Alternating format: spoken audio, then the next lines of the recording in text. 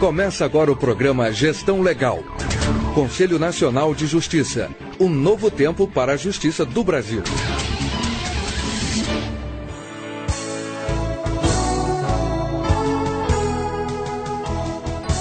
Bom dia! Hoje o programa Gestão Legal vai ser um pouco diferente. Nós estamos comemorando um ano de existência. Isso mesmo, exatamente há um ano entrava no ar pela Rádio Justiça o programa Gestão Legal do Conselho Nacional de Justiça.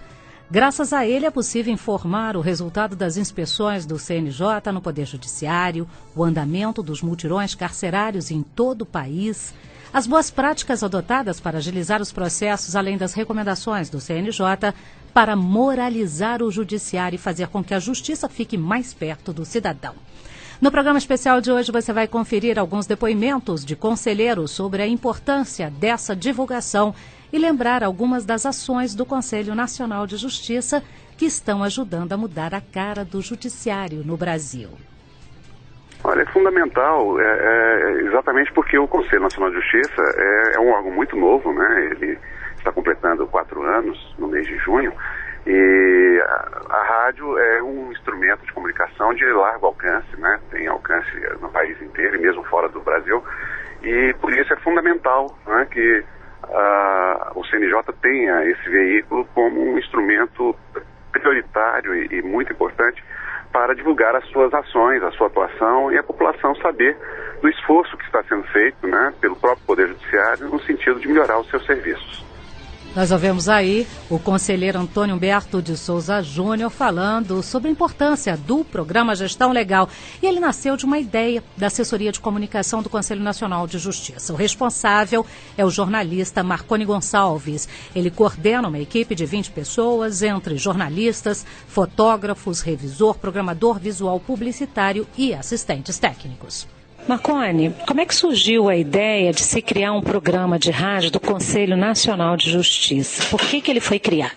Partiu principalmente da concepção que a gente tem, que é o veículo rádio é talvez assim, o mais fundamental para a construção da própria imagem do Conselho Nacional de Justiça, porque atinge um público diversificado, um público ao mesmo tempo qualificado e um público popular. Então, assim, não haveria um canal tão excelente quanto o rádio para isso. O Conselho Nacional de Justiça não pode prescindir desse canal porque tem um contato mais direto com a população, tem uma aproximação maior com o cidadão. O rádio é um mecanismo fundamental e, a partir dessa concepção, a gente precisava fazer algo para montar o programa. E você acha que essa parceria do Conselho Nacional de Justiça com a Rádio Justiça foi fundamental para levar todo o trabalho do Conselho Nacional de Justiça à população? Ela foi fundamental. A gente contou com um apoio fundamental mesmo, um apoio desde a primeira hora da diretora da Rádio Justiça, Madeleine Laxo, onde atua uma equipe que é absolutamente, eu diria, viciada em rádio, que entende desse mecanismo, vem de uma experiência de mercado muito interessante. E graças a esse apoio a gente conseguiu emplacar a gestão legal, de início com tempo reduzido, e logo a gente conquistou um espaço maior na Rádio Justiça, e tendo como parâmetro aquilo que a diretora preconizava, o profissionalismo, o acerto nesse contato com a população. Quer dizer, que a gente conseguiu atender os parâmetros da Rádio Justiça, mas a gente conseguiu também ir mais além. A gente conseguiu até ter um maior espaço pela competência, obviamente, no trabalho da Elizabeth Verrich, que é quem conduz esse programa. Mas, assim, sem esse apoio da equipe da Rádio Justiça, a gente não teria concebido o programa como nós concebemos e não teríamos logrado o êxito que conseguimos sem o apoio da equipe de todos eles, né, da parte técnica, do pessoal que muitas vezes nos salvaram, muitas vezes nos ajudaram em muitas situações, e nós aqui no CNJ somos todos muito gratos ao pessoal da Rádio Justiça. Sem dúvida nenhuma, graças à Rádio Justiça, o programa Gestão Legal está no ar há um ano, todos os dias, de segunda a sexta, às 10h10 da manhã. E as decisões do Conselho Nacional de Justiça são notícia em todo o Brasil. O trabalho realizado pelo CNJ já faz parte do cotidiano do brasileiro, graças às veiculações diárias em rádios, jornais, revistas e televisões das realizações do Conselho. As informações são transmitidas não só pelo programa Gestão Legal, mas também pela agência CNJ de Notícias e também aqui na Rádio Justiça, na sua programação durante o dia inteiro. Para se ter uma ideia, diariamente são veiculadas uma média de 80 notícias do Conselho Nacional de Justiça em todo o Brasil. Os dados são da empresa MyClipping, que diariamente monitora 1.120 veículos de comunicação, inclusive sites na internet e sites oficiais do governo. O conselheiro Jorge Mauri, que também falou sobre a importância do programa Gestão Legal para levar a notícia do Conselho Nacional de Justiça ao cidadão. O programa Gestão Legal é um programa diferente, porque ele trata com um órgão diferente que é o Conselho Nacional de Justiça. Eu entendo que ele contribui para a informação, porque ele sempre traz matérias novas sobre o Conselho, uma forma muito interessante de divulgação das nossas decisões. De norte a sul, a imprensa noticia as decisões do Conselho Nacional de Justiça. Um dos assuntos bastante comentado pela imprensa foi o lançamento do Pacto Republicano em abril deste ano. Na ocasião, o ministro Gilmar Mendes, presidente do Conselho Nacional de Justiça e Supremo Tribunal Federal, falou que o segundo Pacto Republicano vai tornar a justiça mais acessível a todos os cidadãos, principalmente aqueles que moram nos rincões mais distantes do país. Outro assunto, destaque na imprensa este ano, foi o mutirão carcerário nas penitenciárias femininas Talavera Bruce e Joaquim Ferreira de Souza, no Rio de Janeiro. Na ocasião, foram concedidos 106 benefícios às mulheres presas. O fato ocorreu em comemoração ao Dia Internacional da Mulher, uma data lembrada pelo ministro Gilmar Mendes. Sem dúvida, no Dia Internacional da Mulher, isso tem todo um conteúdo simbólico, né? A nossa atenção também para o tema específico da proteção da mulher, especialmente da mulher presidiária, daquela que está recolhida, às vezes, em condições mais difíceis, como nós vimos mulheres gestantes ou mulheres que acabaram de ter filhos ou que estão com seus filhos nessa fase de amamentação, de lactação. É toda uma situação singular e que muito nos sensibiliza. Muitas distorções nesse sentido, né, ministro? Pelo que a gente percebe no país afora. Sem dúvida nenhuma, essa é uma realidade que não é conhecida, porque nós próprios no judiciário dela não cuidamos, talvez, com a ênfase devida. Graças a essas múltiplas iniciativas, parceria do Tribunal de Justiça, CNJ, Supremo Tribunal Federal, Defensoria, Ministério Público, nós estamos revelando essa realidade, mostrando os problemas e depois realizando as transformações necessárias. Em um ano à frente do Conselho Nacional de Justiça, o ministro Gilmar Mendes liderou um processo de diálogo com todos os tribunais brasileiros. O primeiro passo foi chamar a Brasília, em agosto do ano passado, os presidentes dos tribunais de todos os segmentos do Judiciário. Foi o primeiro encontro nacional do Judiciário. E em fevereiro deste ano foi realizado em Belo Horizonte o segundo encontro nacional do Judiciário. Foi lá que o Conselho Nacional de Justiça traçou 10 metas que todos devem cumprir até o final do ano. Outros assuntos comentados pela imprensa em todo o Brasil e divulgados aqui no Gestão Legal foram os mutirões carcerários, o programa de conciliação, o programa de advocacia voluntária, todos eles criados pelo Conselho Nacional de Justiça. O ministro Gilmar Mendes também falou sobre a tentativa maldosa e leviana de se atribuir a justiça só para os ricos. A Corregedoria do Conselho avançou também, realizando inclusive audiências públicas e inspeções. Um daqueles casos foi amplamente noticiado, o caso da Bahia. Recentemente também foi feita uma inspeção no Maranhão. E veja que essa inspeção e essa audiência pública vem sendo realizada a partir de dados que o próprio Conselho tem no Justiça Aberta e na Justiça em Números. O caso da Bahia, por exemplo, é emblemático. Se constatou que havia um número elevado de processos conclusos sem decisão. Isso chamou a atenção da Corregedoria e suscitou, então, aquela inspeção na Bahia. O movimento pela conciliação vem sendo exitoso. Os senhores já divulgaram os números deste ano, quase R$1 bilhão em acordos realizados pelo movimento de conciliação apenas na semana de conciliação. Avançamos no que diz respeito à criação de sistemas de controle, tecnologia e informação, Infojude, o Bacenjude, o Cadastro Nacional de Improbidade Administrativa, esse sistema ERNES para as cartas precatórias, cartas de ordens, documentos, quer dizer, o chamado malote eletrônico.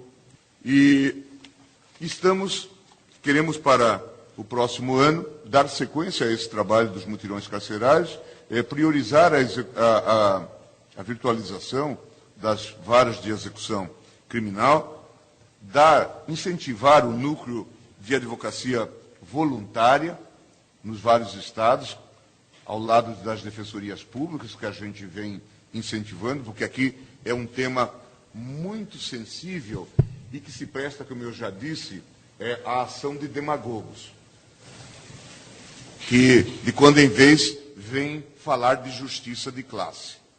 Na verdade, nós não temos no Brasil justiça de classe. O que nós temos realmente é uma assistência judiciária deficiente. Tanto é que os senhores que acompanham o Supremo Tribunal Federal, os senhores viram o índice de concessão de habeas corpus, 30%. 30%. Na maioria há pessoas anônimas.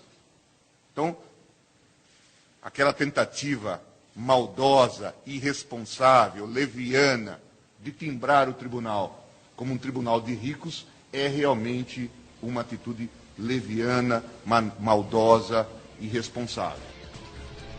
E, neste momento, o ministro Gilmar Mendes está reunido aqui em Brasília com magistrados de todo o país para discutir a Meta 2. Essa Meta 2 foi definida em Belo Horizonte, em fevereiro do ano passado, e o objetivo é fazer com que todos os processos distribuídos até 31 de dezembro de 2005 sejam identificados e julgados até o final deste ano. Aqui em Brasília estão reunidos 60 magistrados da Justiça Estadual, da Justiça Federal e da Justiça Trabalhista de todo o país. Eles vão discutir que forma que eles podem adotar para que essa Meta 2 seja de fato cumprida.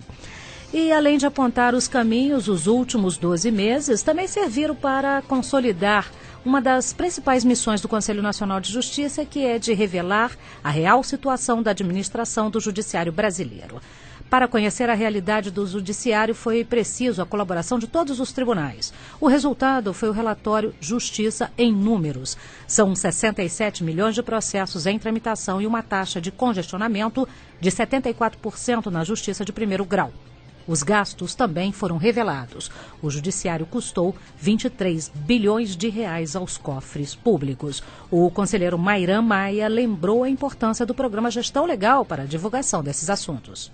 Bom, em primeiro lugar, o programa tem acesso a grandes faixas da população, possibilitando com que se torne conhecido um trabalho que, a princípio, tão somente aquelas pessoas envolvidas com o Poder Judiciário conhecem.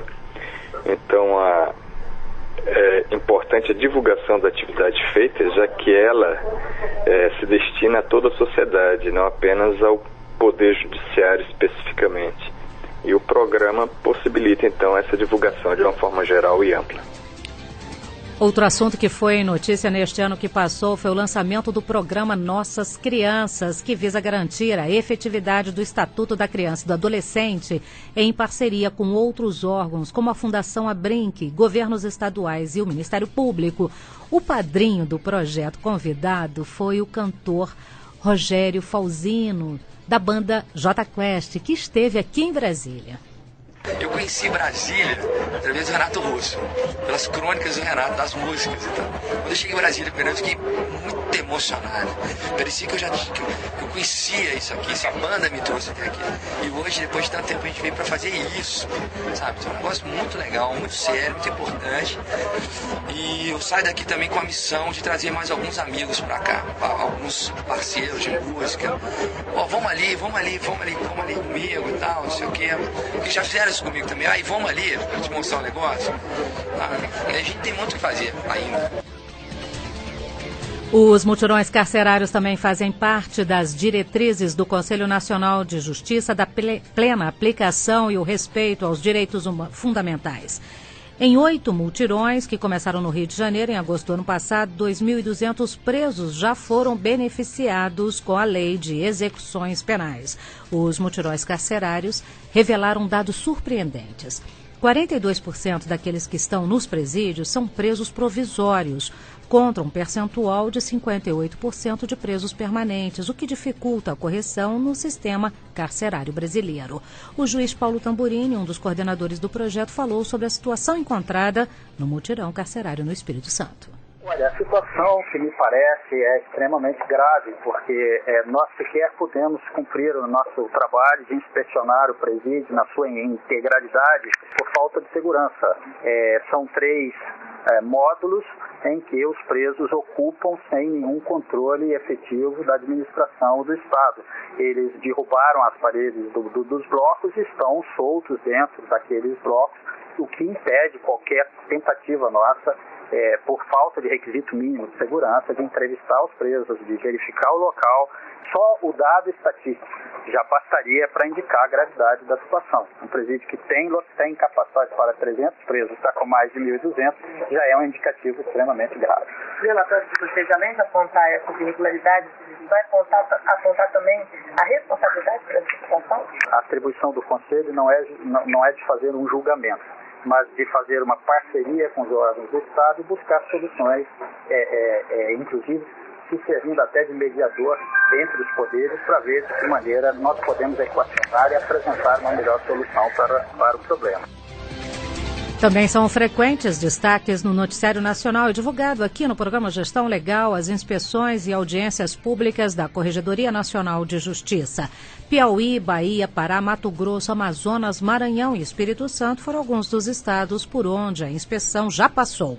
Em quase todos eles foram encontrados indícios de nepotismo, direcionamento na distribuição de processos, dificuldades no cumprimento de mandados, escassez de servidores e alta rotatividade de juiz. Tudo isso combatido pelo Conselho Nacional de Justiça. O Corregedor de Justiça, ministro Gilson Diep, falou que as inspeções são importantes e que o Judiciário precisa de adaptar a essa nova realidade. O Judiciário não pode mais ser o Judiciário de ontem. O cidadão exige transparência, exige eficácia, exige que o judiciário seja ético, seja justo e seja produtivo. Eu vejo com bons olhos a notícia de que o presidente está tomando algumas iniciativas. Isso, veja bem, isso não é apenas uma manifestação positiva, isso é um dever. Eu estou dizendo em todo o Brasil que hoje desembargador que ocupa cargo de direção no tribunal, presidente, vice-presidente, corregedor, isso não é mais um bônus, não é um final de carreira para ter uma representação, mas isso é um ônus. O administrador hoje tem um dever de prestar contas à sociedade, principalmente no caso do judiciário, ao jurisdicionado. Este ano, o Conselho Nacional de Justiça decidiu transmitir ao vivo pela Rádio Justiça suas sessões plenárias, realizadas quinzenalmente. São nessas sessões que o CNJ toma decisões que vão repercutir em todo o judiciário, conforme bem lembrou o conselheiro Rui Stocco. É fundamental. O CNJ cresceu de uma maneira tão rápida que hoje ele tem atuação em várias áreas.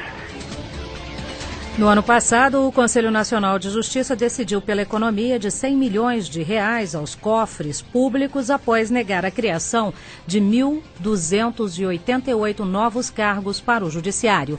Isso foi possível com base em pareceres técnicos aprovados pelo plenário do CNJ sobre 14 anteprojetos de lei que previam a criação de novos cargos para o Poder Judiciário.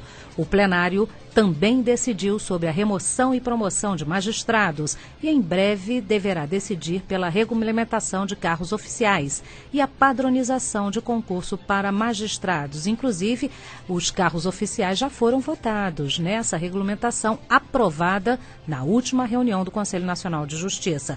E o Conselho também já puniu com aposentadoria compulsória e afastamento do cargo magistrados que cometeram irregularidades e suspendeu o concurso para os cartórios que não estavam em consonância com a legislação. O conselheiro João Oreste Dallazen falou sobre um outro assunto que o Conselho Nacional de Justiça decidiu: a regulamentação dos valores das diárias para os magistrados e servidores. Ministro, por que foi necessário criar uma resolução fixando o valor das diárias dos magistrados? Não se quer majoração, mas o que se quer é um patamar de razoabilidade em termos de valor para o pagamento das diárias, além de um escalonamento na fixação do valor das diárias em todos os tribunais brasileiros. Esse foi um dos objetivos. Outros objetivos: apurar se há no deslocamento do magistrado ou do servidor um motivo que seja compatível com o interesse público, precisamente para evitar uma situação que pode ocorrer aqui e acolá de o magistrado, de o servidor receber diárias para um motivo que não seja vinculado ao interesse público. E em caso de feriado, como é que deverá ser o pagamento? Em caso de feriado, por exemplo, há uma norma contemplando expressamente a exigência de justificativa prévia para o pagamento de diárias em feriados.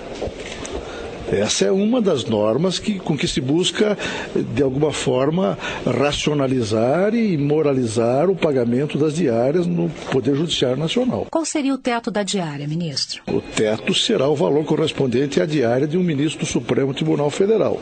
Hoje se observam valores, em alguns casos, superiores. O objetivo é dar mais transparência aos valores recebidos pelos magistrados? O que se busca é maior transparência, maior publicidade, tanto que se exigirá a publicação do ato de concessão das diárias no Diário Oficial, explicitando o nome do beneficiário, juiz ou servidor, o motivo do deslocamento, o período do deslocamento e mais, a comprovação de que houve o deslocamento. Todas essas são providências necessárias a que haja um controle a bem do interesse público no pagamento das diárias. Mesmo em tão pouco tempo, são notórias as conquistas alcançadas pela atuação firme do Conselho Nacional de Justiça, atuação que continuará sendo noticiada aqui no programa Gestão Legal. E termina aqui a edição especial de aniversário do programa Gestão Legal. Nós queremos agradecer a Madalene Lasco e Juliana Batista, diretora e gerente da Rádio Justiça, que em parceria com o Conselho Nacional de Justiça possibilitaram a realização e a transmissão deste programa.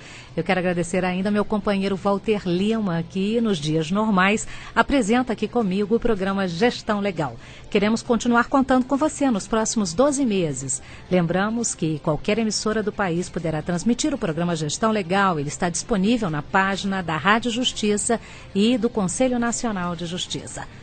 O programa Gestão Legal de hoje, especial de aniversário, teve a produção de Manuela Silveira, a sonoplastia de Eliseu Caires e trabalhos técnicos de Wellington Araújo.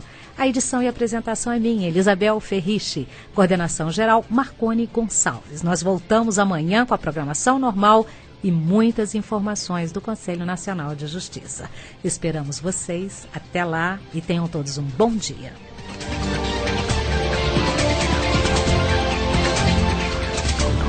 Você ouviu o programa Gestão Legal, uma produção conjunta da Assessoria de Comunicação do Conselho Nacional de Justiça e da equipe da Rádio Justiça.